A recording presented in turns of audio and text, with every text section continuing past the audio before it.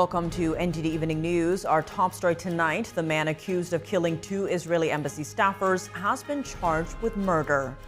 He was arrested yesterday at the scene of the killings in downtown D.C. following an event at the Capitol Jewish Museum. What we know so far about the tragedy and how lawmakers and other officials are reacting. Some residents in Israel say they are afraid to travel abroad following the shootings of 2 embassy staffers in D.C. Meanwhile, a bread bakery reopens in the Gaza Strip after aid is delivered to the territory. Jason Perry reports. On Capitol Hill, House lawmakers passed the GOP's budget bill after holding another overnight debate marathon. Luis Martinez has details on the vote and the changes Speaker Mike Johnson made to unite the Republican Party. The Trump administration revokes Harvard's ability to enroll international students. Homeland Security Secretary Kristi Noem explains why. A split Supreme Court decision has effectively blocked a planned religious charter school from receiving taxpayer funding. Arlene Richards has more on the ruling. What's behind the rising trend of chronic diseases among America's children? President Trump unveils a new report as he vows not to be silenced by special interests. Iris Tao brings us findings from Trump's Maha commission.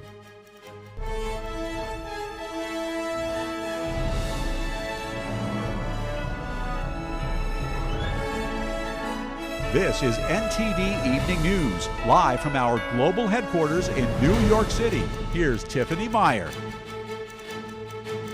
Good evening, and thank you for joining us tonight. The man accused of killing 2 Israeli embassy staffers has been charged with murder. He was arrested yesterday at the scene of the killings in downtown D.C. following an event at the Capitol Jewish Museum. According to Israel's ambassador to the U.S., the victims were a young couple about to be engaged. Authorities are still putting together the pieces of what happened leading up to the tragedy. NTD's Jason Blair brings us this report. Because this event is one of a string of violent and despicable events that we have seen against the Jewish community for the last several years. 2 Israeli staff members shot and killed. A man taken into custody. The tragic event happened at the Capitol Jewish Museum in Washington, D.C. on Wednesday night. Police say Elias Rodriguez opened fire on a group that was leaving an event being held at the museum around 9 p.m., fatally striking a man and a woman. Both were found unresponsive. After the shooting, the suspect then entered the museum and was detained by event security. The suspect has been charged with murder. The FBI says early indicators point to, quote, an act of targeted violence. On Thursday, members of Congress visited the museum. We live in the United States of America. We have the ability to disagree openly, to express thoughts, to protest peacefully, and political violence and hate crimes are never, ever the answer. Yaron was a devout Christian, Sarah was Jewish, and they were due to be engaged next week in Jerusalem. We have seen a rise of anti-Semitism that has been unprecedented in my lifetime. So much so to the point that people are told, don't wear outward display of your faith. So we must stand strong against this poison, and we must stand with the victims of anti-Semitism and every other form of racism and bigotry on earth. The Israeli ambassador to the U.S. also visited the Jewish Museum. Their murder will not be in vain. People of Israel's embassy in Washington will continue to serve the people of Israel and to bridge friendship, deepen the friendship between the American people and the people of Israel. The Capitol Jewish Museum says in a statement that they are heartbroken about the 2 murders and send their sincere condolences to the victims' families and friends. They say they plan to open the museum up again in the coming days with necessary security. Reporting in Washington, D.C., Jason Blair, NTD News. And what can be done to prevent this kind of violence from spreading? We speak with Danny Salas and Jim McLaughlin about motives behind the attack and the responses from U.S. officials tonight at 7 p.m. Eastern Time on Capitol Report. Following the D.C. shooting, some residents in Israel say they are afraid to travel abroad. Meanwhile, a bakery reopens in the central Gaza Strip after Israel allows aid into the territory. NTD's Jason Perry has the update.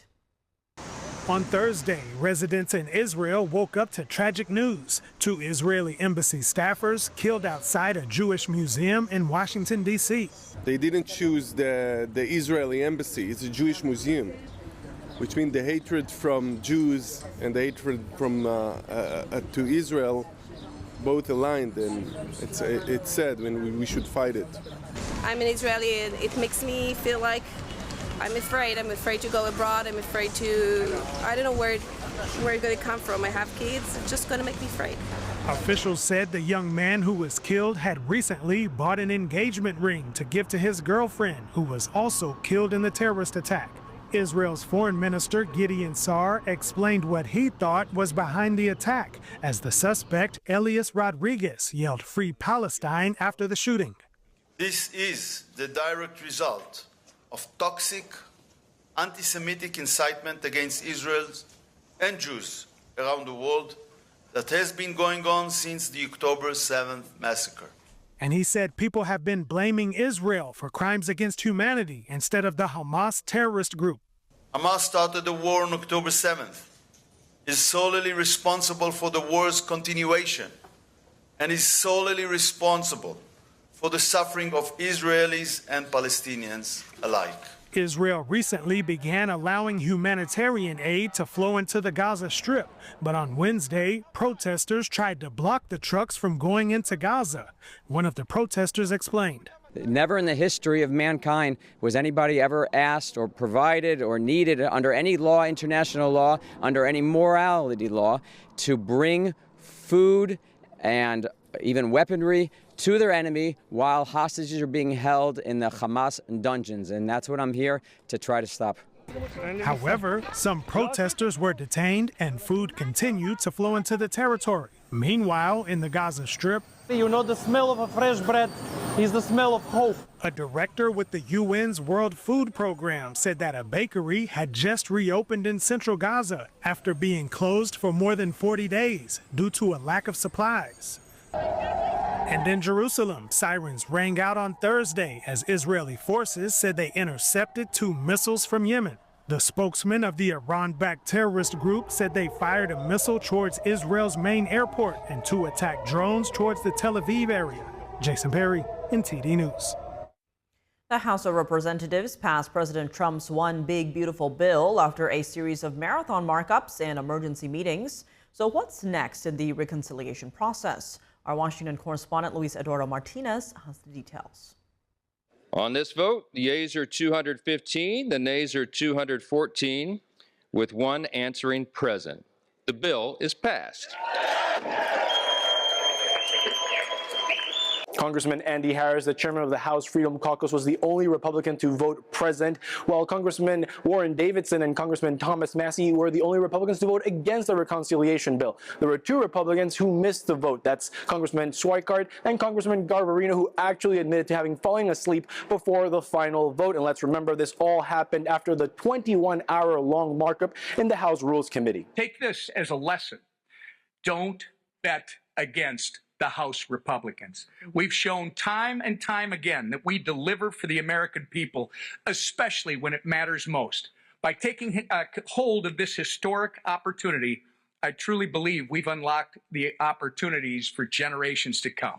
The bill that passed the House floor cuts $4 trillion in taxes and also $1.7 trillion in government spending. It also increases the state and local taxes deduction cap from $10,000 to $40,000 and also adds approximately $300 billion to defense and border security. To reduce spending and permanently lower taxes for families and job creators, secure the border, unleash American energy dominance, restore peace through strength, and make government work more efficiently and effectively for all Americans. House Minority Leader Hakeem Jeffries stated on Thursday that the passage of the reconciliation bill will make sure that Republicans lose control of the House come 2026. The GOP tax scam represents an assault on the economy, an assault on health care, an assault on nutritional assistance, an assault on tax fairness, and an assault on fiscal responsibility. Speaker of the House Mike Johnson admitted that most certainly the Senate will send back the bill to the House with changes, while Republican senators on Thursday began commenting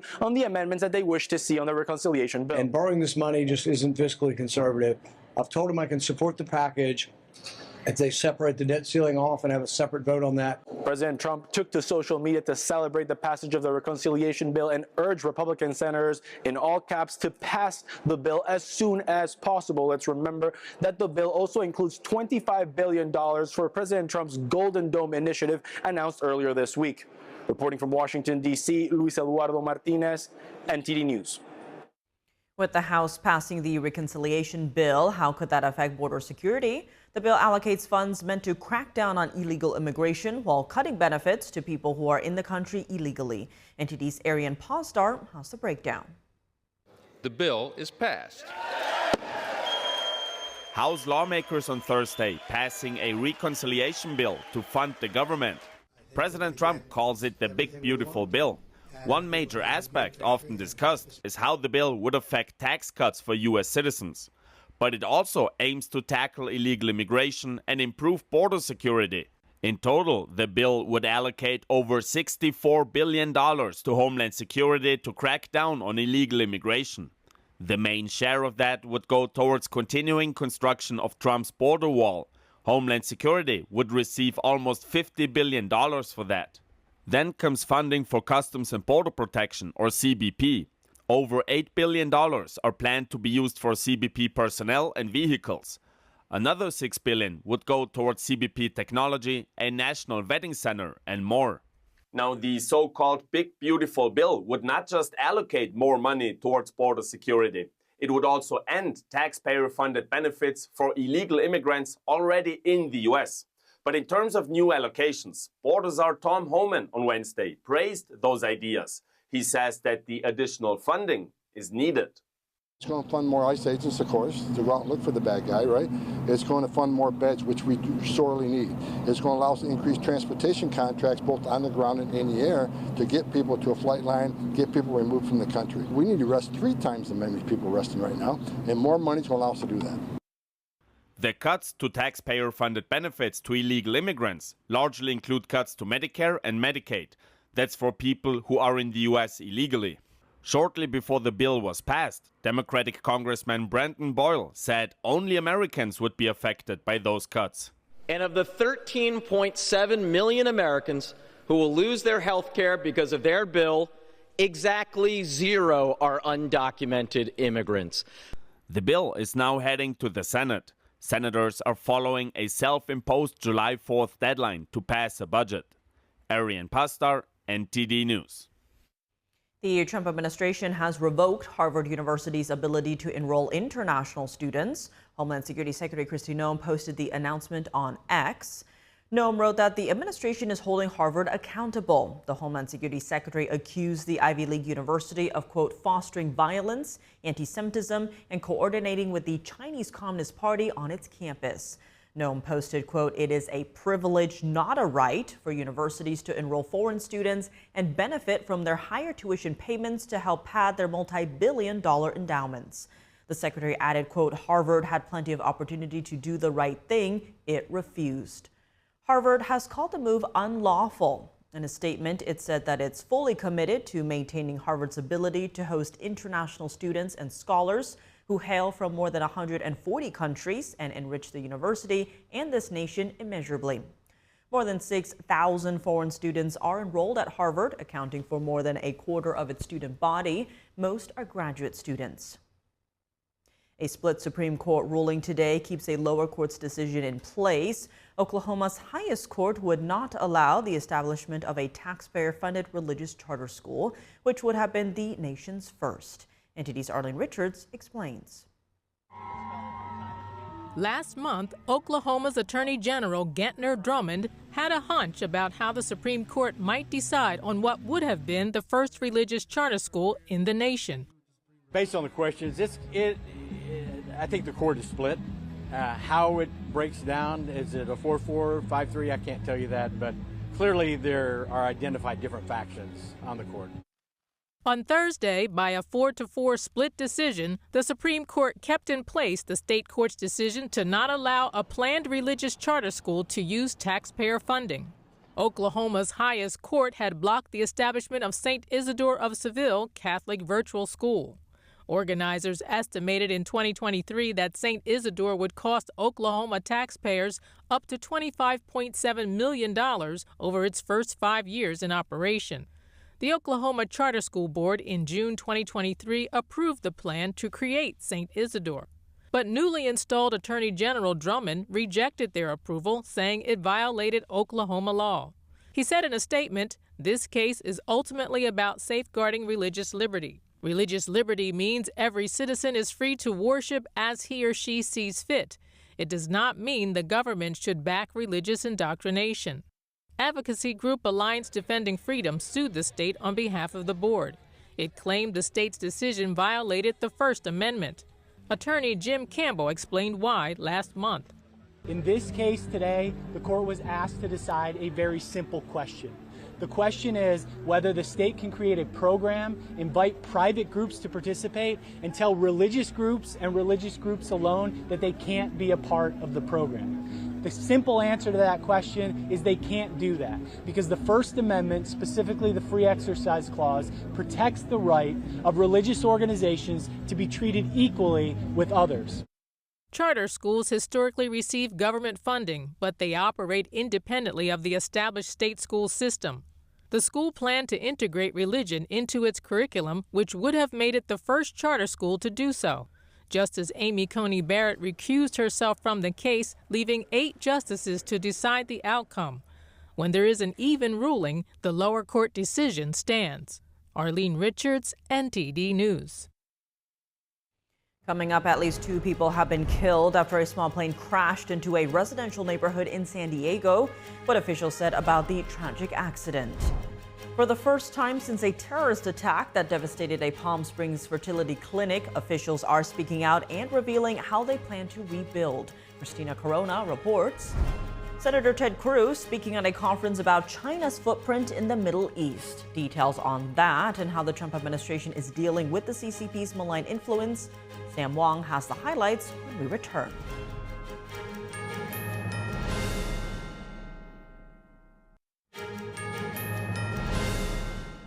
Welcome back. I'm Tiffany Meyer. A plane crash in a military housing neighborhood in San Diego early this morning has left at least 2 people dead. Video captured by a local resident showed a fiery scene after jet fuel ignited several nearby vehicles and homes. Local officials provided an update on the incident. So crews arrived on scene, the initial crews that found multiple houses and cars on fire. We had reports of a plane that had crashed in the neighborhood. It was unknown whether it was a military or a private plane. When they got on scene, they initiated quick attack of the fire and upgraded this to what we call an Alert 5, which is a plane off the field, followed by a second alarm, so we had enough units on scene. We were able to work with San Diego PD, evacuate homes across the region as we came through here and evacuate everything to the south of us. We were able to knock down those fires. At this time right now, we were able to say that no one was transported from the scene. So we don't have anybody that was transported off the scene, which is great news for us on this one. Fire was knocked down. We do have one stubborn car fire that will not go out to the south of us. So if you do see little wisps of smoke behind there, that's what that's from. At this time, we're continuing to fight the fire on that car fire. Everything else is out from the homes down the way. Flames could be seen engulfing multiple vehicles as their alarms rang out into the early morning. According to the Federal Aviation Administration, the crash happened at about 3:45 a.m. local time in San Diego's Murphy Canyon neighborhood. Authorities said 5 people from a single family were hospitalized for smoke inhalation. Another person was treated at a hospital for injuries sustained while fleeing out of a window. 2 others were treated for minor injuries at the scene. The FAA identified the plane as a Cessna 550. This kind of plane is commonly used for business travel and can carry 8 to 10 passengers. In California today, officials provided an update after a car bombing targeted the American Reproductive Center's Palm Springs clinic last weekend. NTD's Christina Corona tells us the latest. After After Saturday's deadly blast at the Fertility Clinic in Palm Springs, the mayor says the city is moving quickly to rebuild following the attack that destroyed 4 buildings and injured several people. We are pouring every ounce of our collective effort into working with the state, county, regional offices to bring every possible resource to bear, ensuring our small businesses and residents recover from this event with incredible speed and strength. The City Council is expected to approve emergency support programs, including a disaster zone designation to cut permit and license fees. We will also expedite the building permits, planning entitlements, and business license and inspection process to ensure smooth and swift recovery. The explosion injured 4 people and destroyed 4 nearby buildings. The suspect, 25-year-old Guy Edward Barkis, was killed in the blast. The FBI says Barkis held antinatalist beliefs and may have deliberately targeted the clinic. Officials are still reviewing his social media activity and believe Barkis may have attempted to live stream the moment of the explosion. Despite the destruction, officials confirmed that 8 embryos and related reproductive materials were saved in the attack. The clinic's medical doctor, Dr. Mayer Abdallah, said they had invested heavily in creating a controlled environment to protect the embryos, and it paid off. 8 of them were perfect, what we call blastocysts, 4AA perfect embryos. I guarantee that the patient that has those embryos will go home with a child. Personally guarantee it. This is a miracle. He also thanked the first responders for their quick action in securing critical materials. Despite the tragedy, Abdallah says he holds no anger toward the alleged attacker and is even offering to pay for his funeral. He looks forward to an even better facility once it's rebuilt. We will rebuild, and I promise you we'll be on the same site, and it will be better than ever before. I have no doubt that we will bounce back better and than anything before, and we will succeed. Officials say this is the largest bombing ever investigated in Southern California. Christina Corona, NTD News. As the Chinese Communist Party seeks to expand its footprint in the Middle East, Senator Ted Cruz today speaking at the Hudson Institute, addressing the national security issues at hand and how U.S. allies should respond. NTD's Sam Wong has the story. There's no doubt that China represents the most significant long-term strategic geopolitical threat to the United States. Senator Ted Cruz on Thursday speaking at the Hudson Institute about China's malign influence in the Middle East, from forming trade ties with the Gulf states to supporting Iran's military programs. Cruz said it's an undertaking aimed at diminishing U.S. global dominance. Iran and China signed a 25-year strategic partnership plan with a commitment from China to invest $400 billion in projects in Iran over that period. The oil, metaphorically and literally, fueled China's economic and military buildup over the last 4 years. The Middle East remains a priority for the Trump administration. Wrapping up a high-stakes trip to the Persian Gulf, President Trump last week returning home with a slew of multi-billion-dollar investment deals, spanning areas like AI, technology, and finance. After so many decades of conflict, finally it is within our grasp to reach the future that generations before us could only dream about, a land of peace, safety, harmony, opportunity, innovation, and achievement right here in the Middle East. The visit could have implications for China, as both Saudi Arabia and the United Arab Emirates are participants in Beijing's Belt and Road Initiative. It's a global infrastructure project widely seen as a tool to spread China's influence outside its borders.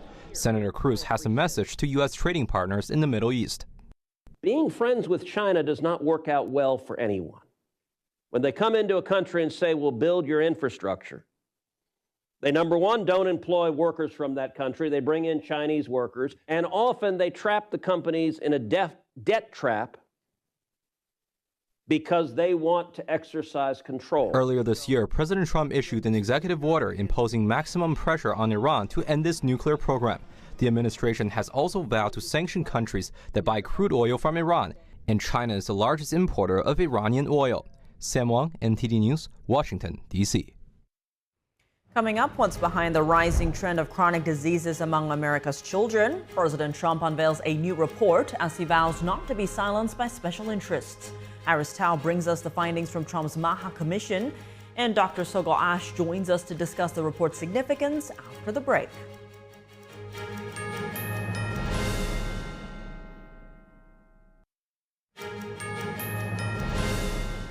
Welcome back. I'm Tiffany Meyer. President Trump's Make America Healthy Again Commission released today its highly anticipated report on America's childhood chronic disease crisis. Joining us now to discuss the Maha report is Dr. Sogol Ash. She's a doctor of internal and functional medicine. Dr. Ash, thank you so much for joining us. Great to have you here. First, what was your reaction to this report? My reaction really was that this is long overdue. As a functional medicine doctor, I see this crisis every day in my practice, and I've been addressing it for years. So I was really happy to see this report. Now, this report cites a slew of factors like poor diet, environmental chemicals, lack of physical activity, chronic stress, and over-medication as likely causes behind persistent disorders like obesity, autism, cancer, mental health issues, and allergies, warning, quote, the health of American children is in crisis. Now, some of this, especially as it relates to autism, is contrary to established ideas in the medical community. How significant is it for the U.S. government to publish a report like this? I think it's pretty significant. I mean, compared to just 50 or 100 years ago, our kids today are sicker, they're more inflamed, they're more medicated than ever before. You know, we have rising rates of things like asthma, allergies, autoimmune disease, anxiety, obesity, you know, the list goes on. And they've become the norm. And up until now, the government really hasn't addressed any root causes of these issues, but it's kind of been more reactive. So it's a pretty big deal that they've released this report now, actually starting to question this. And Doctor, expanding on that, other findings include a rise in teenage depression, chronic health conditions in over 40% of children, and shorter lifespans for today's children compared to their parents. That is despite the U.S. pouring more money into healthcare than other nations. Now, the report states American children are highly medicated and it's not working. What kind of response to this data do you expect from governments and medical communities across the country?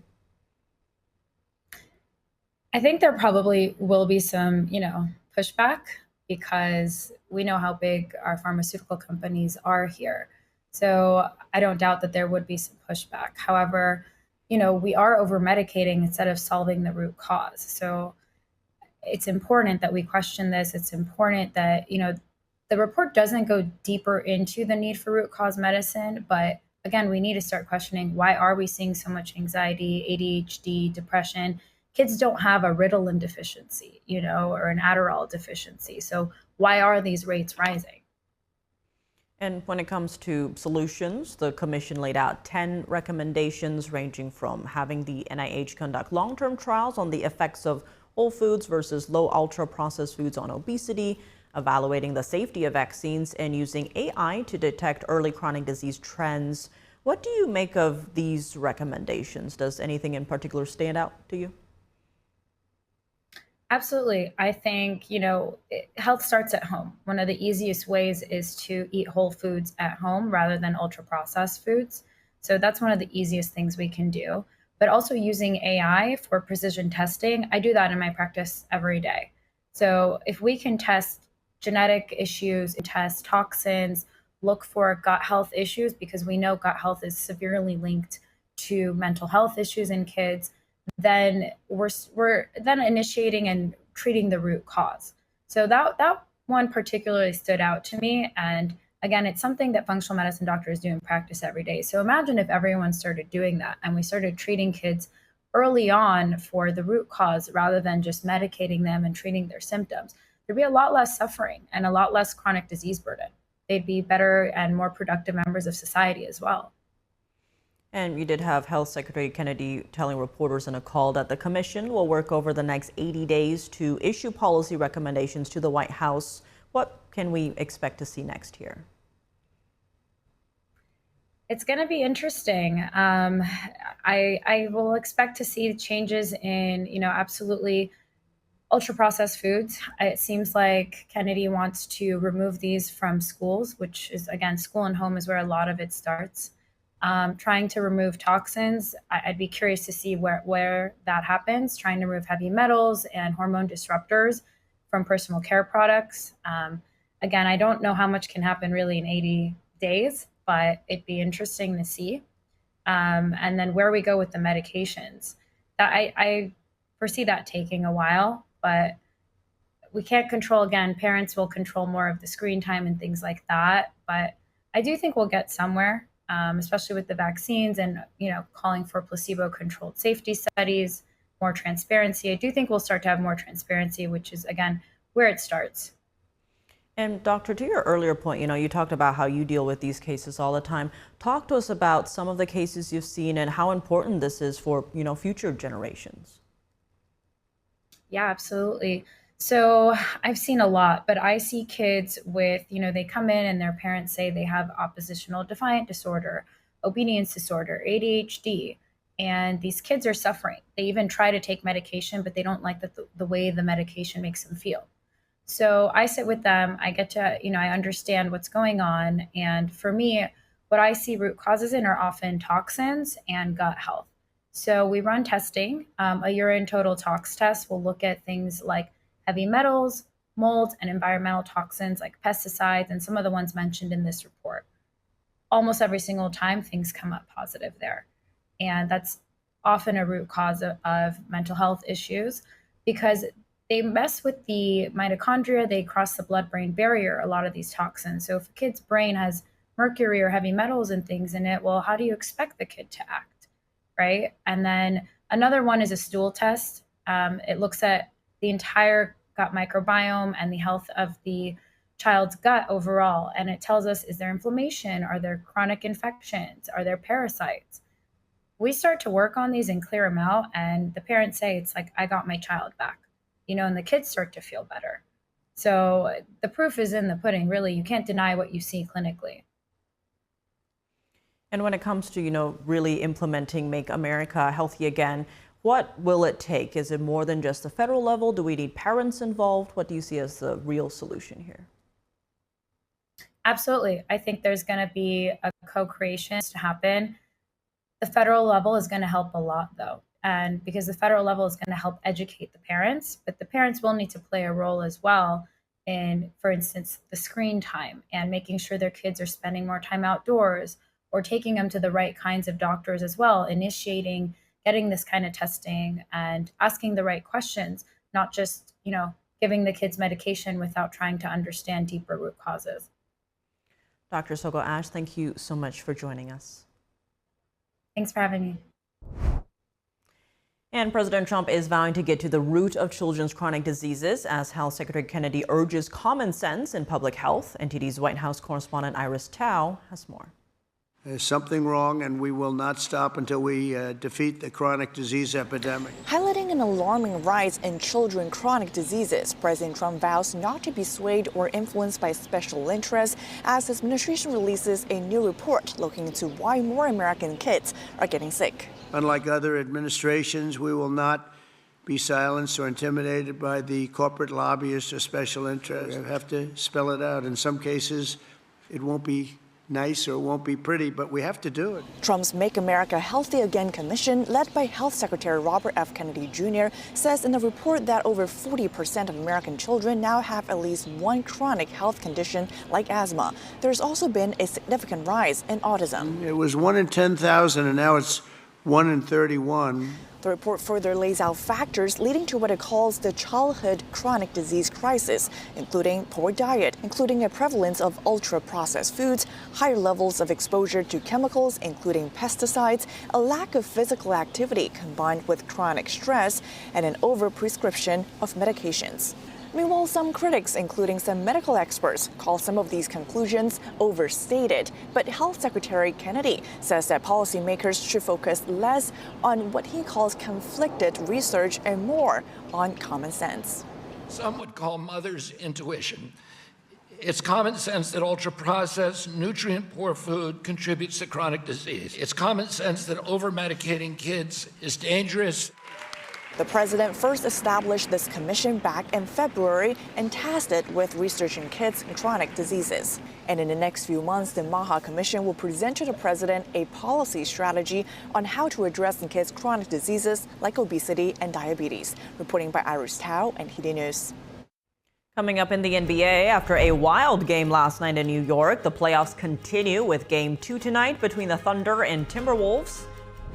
And with Memorial Day coming up on Monday, one city in the San Francisco Bay Area is honoring heroes and first responders. David Lamb brings us more from California when we return.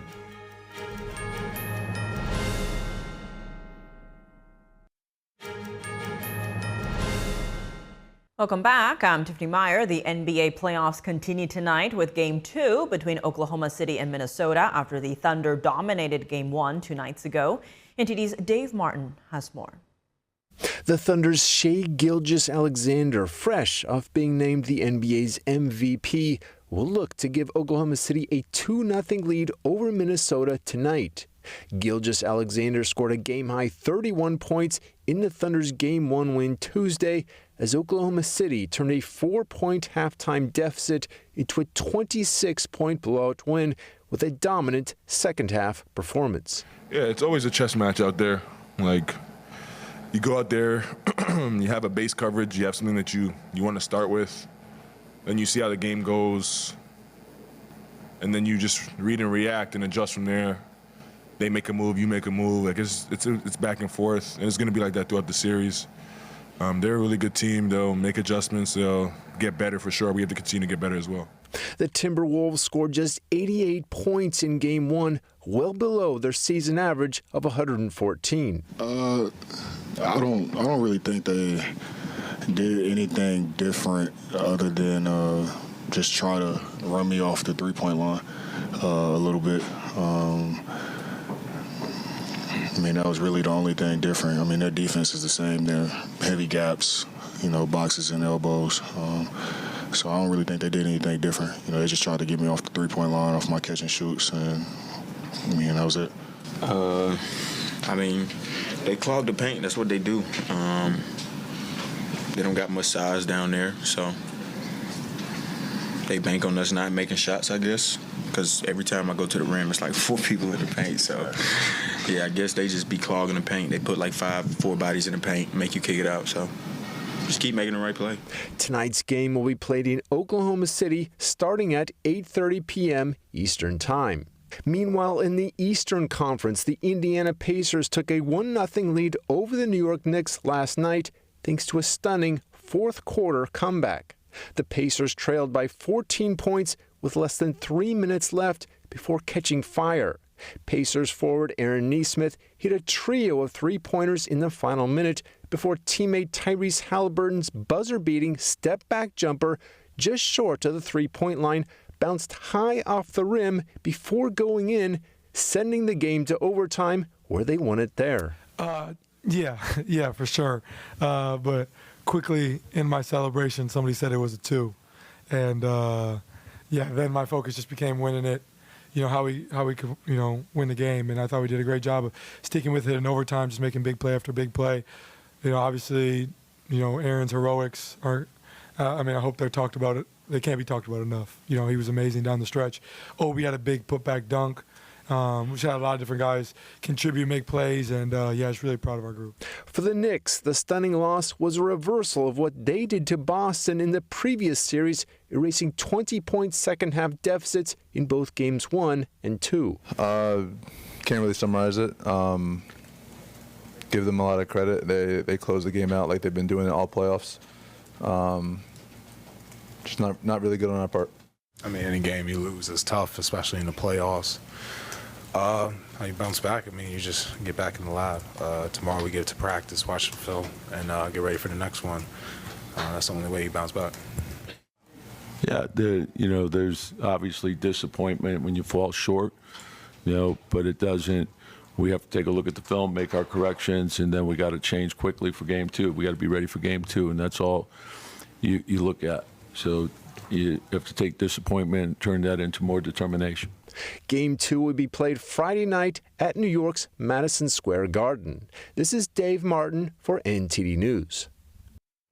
With Memorial Day coming up on Monday, one city in California is honoring American heroes. NTD's David Lamb has more. To purposefully put on the calendar to take time out of the day to set aside a time to remember is very, very important. Reverend Kevin Hemp served 6 years in the Marine Corps before becoming a pastor. He was one of many to honor service members in this Memorial Day tribute in Daly City, right by San Francisco. And the wars that have been fought, to keep us free, and those that died in service to that. And so Memorial Day is that day where we can slow down, set time aside, and remember their sacrifice and what they've done for us. Joseph Garcia served in the Army in the 60s, deployed to Vietnam. What does Memorial Day mean to you? Memorial Day is to honor not only those that die for us, for our freedom, but also for those that still, like me, trying to remember what we went through all this year for our liberty and freedom. Well, as you can see from the ceremony, it means everything to me to be able to keep them alive by honoring them. The sacrifice that they have, the ultimate sacrifice that they made for our country is important to remember them. And it's important for the employees of Daly City to have the opportunity to remember them. That lives are always changed. They're never the same.